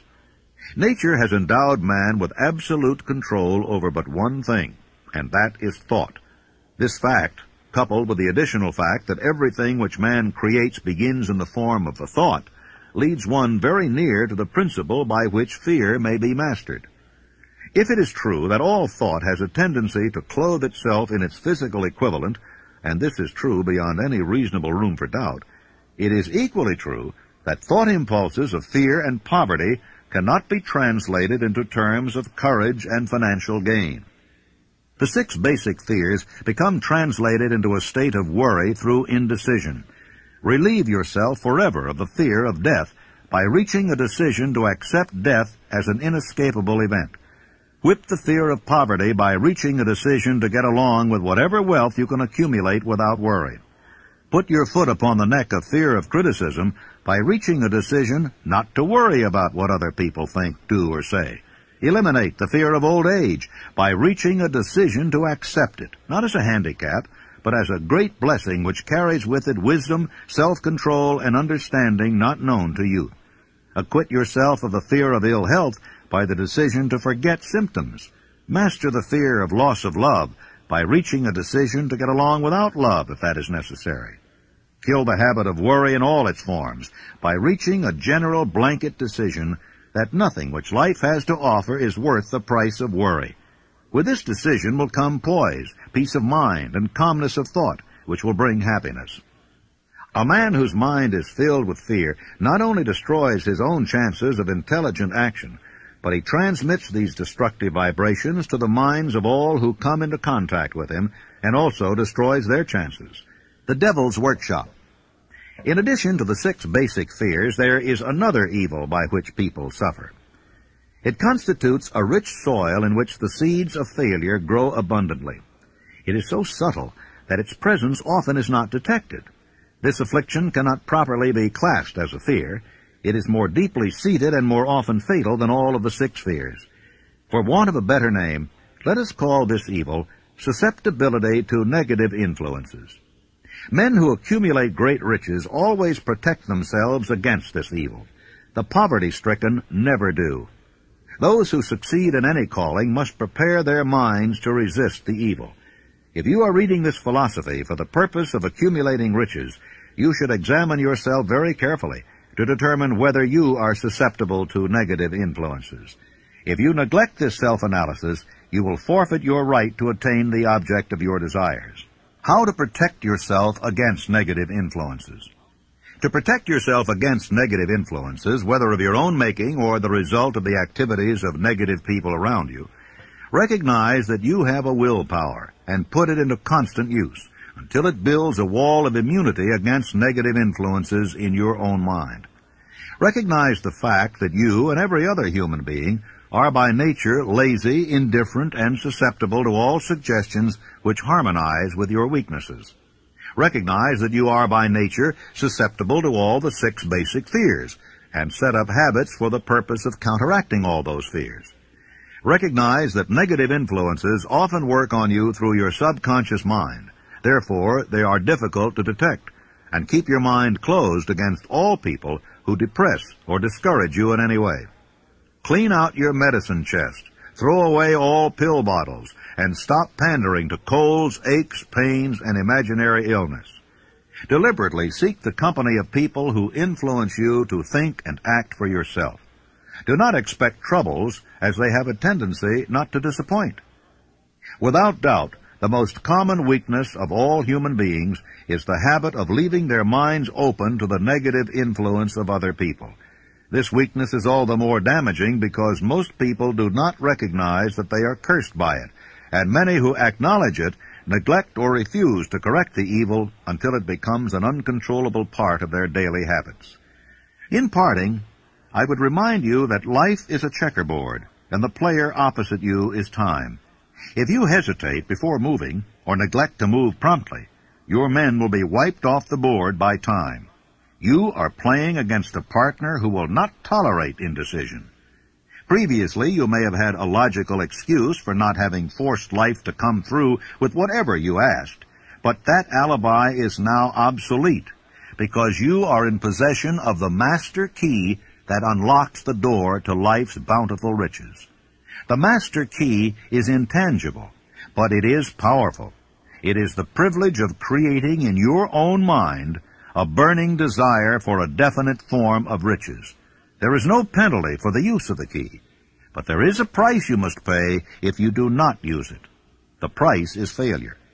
There is a reward of stupendous proportions if you put the key to use. It is the satisfaction that comes to all who conquer self and force life to pay whatever is asked. It has been said that I have made more successful men than any man living today. I don't know whether that's true or not, because there's no way of getting accurate statistics. But ladies and gentlemen, when I take inventory of the people that I do know who started at scratch and have become millionaires, and some of them not quite that much money, but become profoundly successful, I recognize that I have created a philosophy here through the good work of Mr. Carnegie that's been a benefactor to the world, not only to those who are living now, but to those who are not yet born. When Mr. Carnegie sold me on organizing this philosophy, he said, I'm going to give away my money before I die as fast as I can find ways and means of giving it away without doing damage. And as you, of course, know, he did just that. He gave it away for educational purposes, libraries, foundations for the maintenance of peace, and in every way that he could conceive. But he said, by far the greatest part of my riches I am entrusting to you to take to the people of the world in the form of the know-how through which I gain my money. And he said, if you carry through the trust and perfect your job, as I sincerely believe you will, you'll live to see the time when you're far and away richer than I am, and when you will have made many more successful men than I have ever made. And ladies and gentlemen, when Mr. Carnegie made that statement, it was just too much for me to swallow. I thought, well, Mr. Carnegie has never flattered me before. He's never said anything that didn't turn out to be right, but that's just one of those things that never could happen. I have already made thousands of times more successful men than Mr. Carnegie ever had. Thousands of times, and I'm still in the process of making. You know, ladies and gentlemen, during those 20 years of research that I put into the building of this philosophy, I ran into some very profound facts and truths. And one of them consists in this fact, that when a great crisis comes over the world, there always comes out some unknown with the formula for dissolving that crisis. Like Abraham Lincoln, for instance, in the time of need, when this country was about to be split asunder by internal strife. By George Washington preceding Lincoln.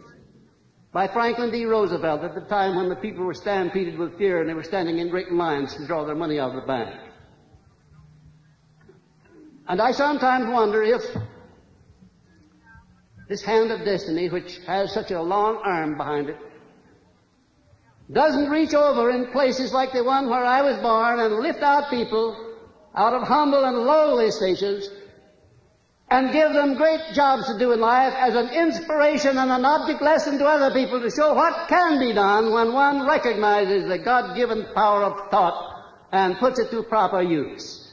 Because if you really and truly tune in on the main line of my source of faith and my source of enthusiasm, become indoctrinated with this philosophy, no matter what it is that you're doing in life, what it is you want to do, you'll find the way always open, and I thank you very much. Thank you.